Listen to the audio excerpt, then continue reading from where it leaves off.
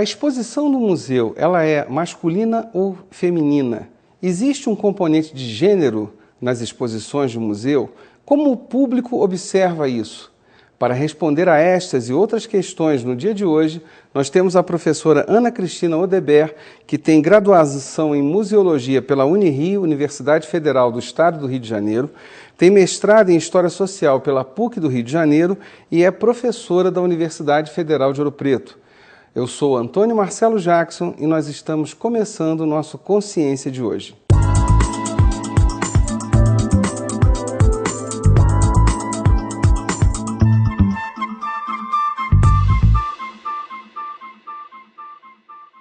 Ana, antes de mais nada, muito obrigado pela tua presença. E eu recebi o material da tua pesquisa e me chamou a atenção e admito sem nenhum constrangimento que isso nunca passou pela minha cabeça. Ou seja, de fato, existe esse componente de gênero nas exposições dos museus? Quer dizer, mais uma vez, obrigado pela tua presença e vamos começar por aí. Existe isso mesmo? Eu agradeço. A ideia, na verdade, é refletir sobre o gênero nos museus. E será que esse componente, como você pergunta, existe? Até o momento, nós selecionamos para pesquisa 3 museus daqui de Ouro Preto que compõem o sistema de museus. Então, o Museu da Inconfidência, o Museu de Ciência e Técnica, da UFOP, e o Museu do Oratório.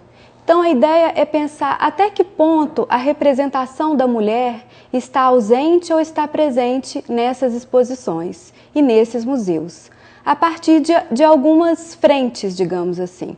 Em primeiro momento, nas exposições, né? Quando o público visita a exposição desses museus, a mulher aparece?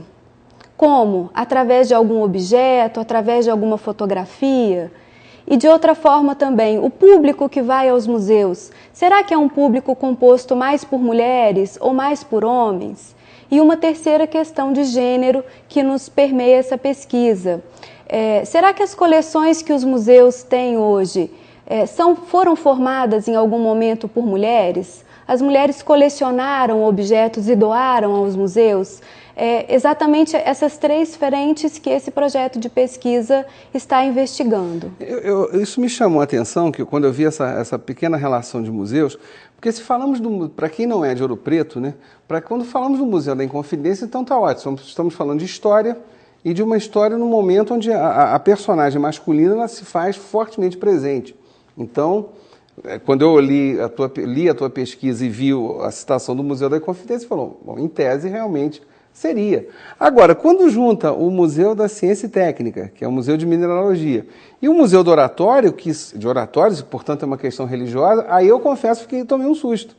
Aí eu me assustei, que eu falei, então o problema é um pouco mais sério do que eu imaginava, né?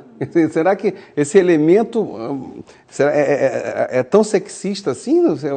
Porque é uma coisa, não deve ser pensada, né? Vamos fazer uma coisa machista. Não acredito que seja isso. A coisa eu acho que nem se coloca em termos de machismo ou de feminismo, mas assim, tem um dado que eu sempre estou pensando. Quando a gente está atuando num curso de graduação em museologia, como é o meu caso, e você observa as turmas de museologia, o estudante que ingressa para fazer museologia é basicamente composto por mulheres. Nós temos 80% das turmas formadas por mulheres. E depois, quando você entra nos museus e vai olhar esse quadro de funcionários dos museus, ele é composto também, na sua maioria, por mulheres.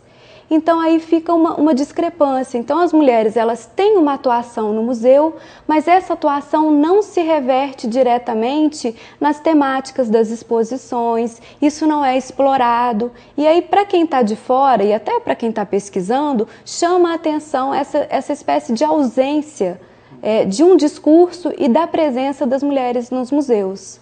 E aí eu queria investir um pouco, né, pensando até um pouco no seu mestrado, né, história, não, por favor, não necessariamente você tenha desenvolvido isso, mas alguns elementos teóricos talvez você tenha discutido, porque eu me lembro em toda a discussão de memória, né, tudo que eu já li sobre memória coletiva, memória das sociedades e tal, a ausência, ela indica alguma coisa muito séria.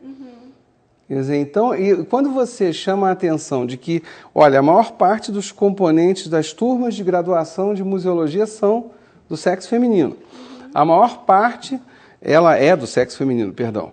A maior parte do funcionalismo dos museus também é do sexo feminino. E, todavia, essa exposição, ela tem um quê masculino.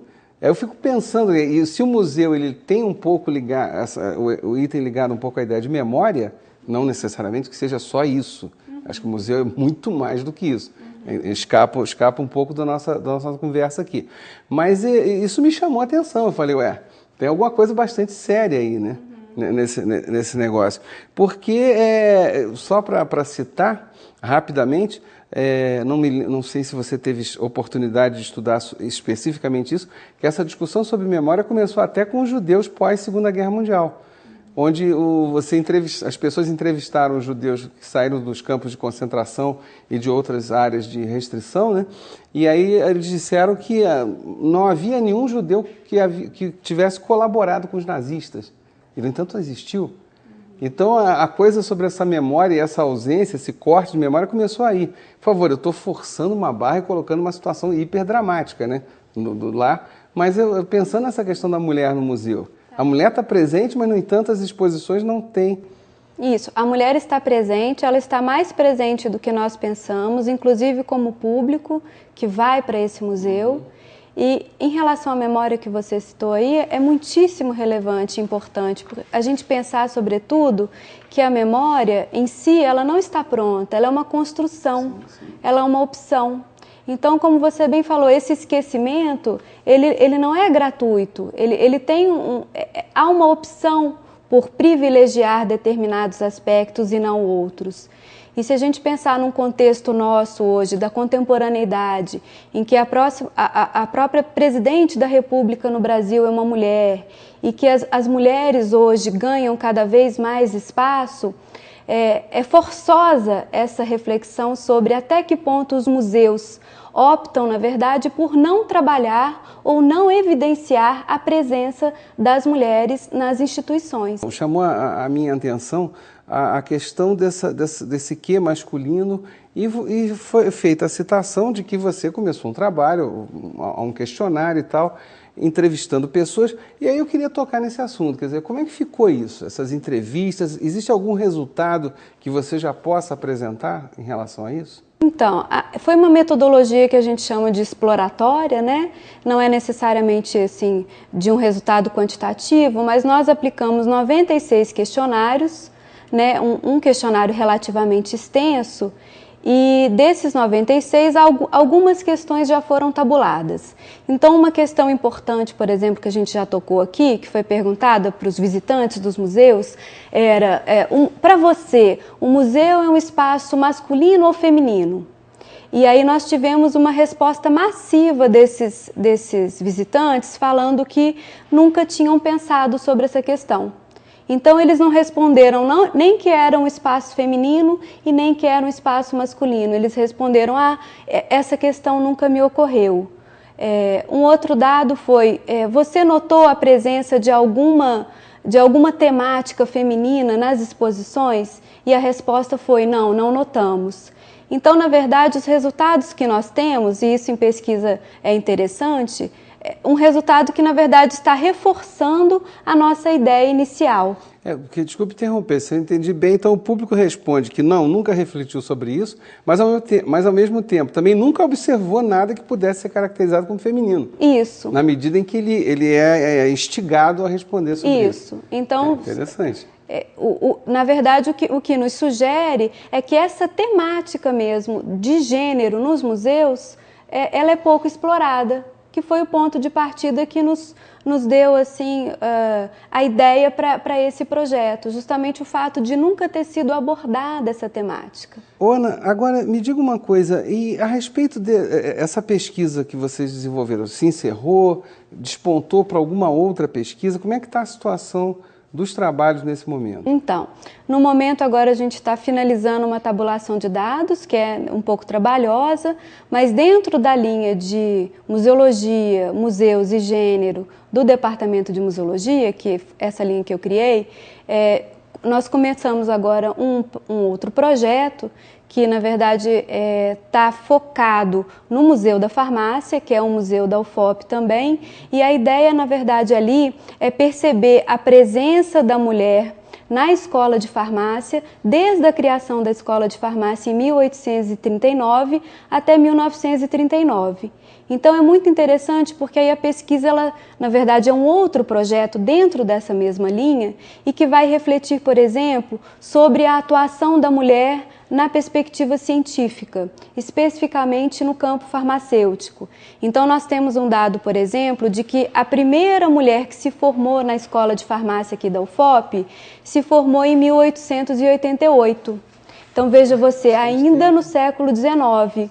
E a ideia, na verdade, é então fazer um mapeamento de como que as mulheres, no século XIX ainda, procuraram uma carreira que era eminentemente científica, quando, na verdade, a gente sabe que o acesso ao ensino superior para as mulheres, ela só foi permitido por lei a partir de 1870 e pouquinho aí, que tem justamente uma lei que vai permitir o ingresso das mulheres no ensino superior. Antes, esse ingresso ele era proibido. Então, a gente pensar também, ainda no segundo reinado, um pouco antes da República, como é que as mulheres buscavam uma carreira científica e essa memória nós desconhecemos, especificamente no caso aqui da Escola de Farmácia, que é uma escola bastante antiga, na verdade a primeira da América Latina, o que traz para ela um contexto também bastante rico. Só te interromper, vou tentar dar um exemplo bem sucinto. A minha formação é em História, depois eu caí na Ciência Política, mas ainda enquanto historiador, fiz uma pesquisa de certa feita sobre mulheres em meados do século XIX no Vale do Paraíba.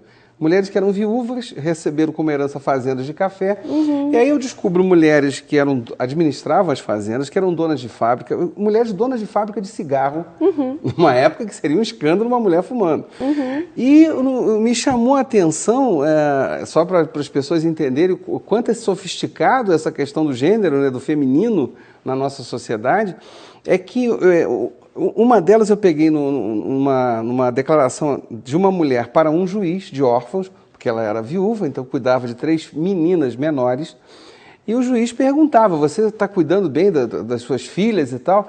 E ela falando, não, sim, elas estão fazendo atividades próprias de seu sexo e qualidade. Isso uma mulher que era fazendeira, que era dona de fábricas, e que, no entanto, criando os seus filhos, criava dentro de um molde patriarcal. Dentro do qual ela mesma foi criada. Exatamente, mas que havia escapado. E, curiosamente, ela era escapado, mas não necessariamente as filhas. Eu estou só citando esse exemplo porque esse estudo que você começou a desenvolver na Escola de Farmácia me parece muito significativo. Eu acho que cai por outros caminhos para esse tipo de debate que as pessoas não se dão conta. Porque, ou seja, só para entendermos aonde eu quero chegar e quero acreditar que você também transite por aí. Uma coisa é você identificar que a mulher está participando, a outra, efetivamente, a participação dela significou algo, mudou alguma coisa, né? São 2 planetas completamente diferentes, né? Mas, enfim, eu espero que... Mas essa pesquisa da Escola de Farmácia está engatinhando ainda, está começando. Está começando, nós já estamos, na verdade, fazendo todo o levantamento do acervo documental e iconográfico da Escola de Farmácia, que é um acervo bastante extenso. Então, aí, diferente dessa pesquisa anterior de gênero e público, nós vamos focar no levantamento e na leitura da documentação, tanto textual e documental quanto iconográfica. Mas é bastante relevante essa ideia de conhecer a história dessas mulheres que vieram buscar um conhecimento ainda no final do século XIX científico, da área dos boticários, do farmacêutico, e a pesquisa tem um objetivo também que eu acho bem joia, que é pensar que a mulher, na verdade, nesse período, mas até um pouco antes, sempre esteve ocupada com o cuidar. Então, é a benzedeira, é a parteira. As mulheres, elas tinham um lugar nessa questão do cuidado. E aí, elas começam a buscar também isso através de uma formação científica. Então, é poder comparar também esses outros espaços que as mulheres querem buscar, querem ocupar, né? E que a gente, na verdade, desconhece, porque há uma certa obliteração dessa memória, né? Como a gente já falou. E lembrando também que no caso dos museus, o museu ele nunca apresenta a verdade. A gente entra numa exposição museológica e pensa que aquela exposição apresenta uma verdade, que o que está ali é o que aconteceu, e não é. O que está ali é um pouco do que aconteceu. O museu ele apresenta um discurso, uma parcela de uma verdade, e quando você opta por contar uma parte daquela história, outras partes estão de lado. Né? Então, ter esse olhar crítico é justamente nessa lacuna é que a gente está tentando entender o lugar da mulher. Exatamente, aproveitando que nesse momento você apresentou uma versão, com certeza depois essa pesquisa necessitará de uma outra versão, que é uma outra entrevista, que eu já de antemão já vou contar com você. Claro, agradeço. Eu agradeço demais, espero que vocês tenham gostado tanto quanto eu. Até o próximo Consciência. Tchau, tchau.